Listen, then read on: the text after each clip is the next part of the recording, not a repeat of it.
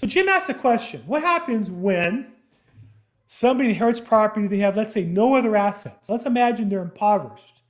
Their grandparents died, their parents died, they live in a house, it's just them. They live in the house for free, they never had a job, they have no skills, they're living on welfare or they're drug dealing, who knows what they're doing, driving Lyft, whatever. Can't afford the house, can't afford to clean it up, can't afford to fix it up, can't afford to pay taxes or the mortgage. What can they do? What are their options? So obviously, people can lend money on property. The problem is who controls the property. Until there's a probate letters issued of authority saying somebody's in charge, nobody can secure the property for a loan. So there's a problem. Second, normal lenders won't lend on a property even when they have authority because their plans to sell it, and lenders want property loans to be in the books for 30 years, ideally. So there are hard money lenders that lend to estates and trusts. There's a particular type of lender called inheritance advance. There's companies that will say, oh, you're going to inherit $400,000. Okay. Well, and you only need $20,000 now. I'll give you $20,000 now. We'll secure it with your inheritance. When you pay me back, though, you pay me back $30,000 or $40,000. It's steep. It's like a payday loan. Now, it's steep because there's no guarantee they're getting paid back. Maybe it turns out the person's not really the heir. Maybe out of nowhere, somebody else contests that and starts fighting with them about it.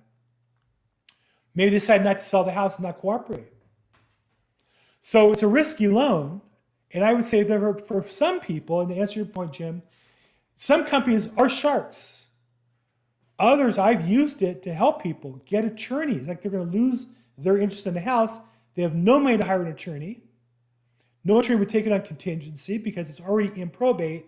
So the other person's an objector or litigator. Very hard to get people to advance money in those cases, unless there's a lot of money involved. But I got her $10,000, and she got turned down at one company, would take her to three. Third company financed her. As a result, I got a chance to list the property at the end. But she got money to get an attorney to make sure her interests were being protected. So to answer your question, Jim, I think it's like any tool. There's good and bad. And just be good. Just be the good one. Explain what the costs are. Make sure they understand it's expensive money. And just make sure you're the good one. In fact, it was in the section of the Bible we read last week. Behold, a place before you, good and bad, life and death. Choose life. Everything is good or bad. Every single thing is good or bad. That's how you use it. Borrowing money can be good or it can be bad.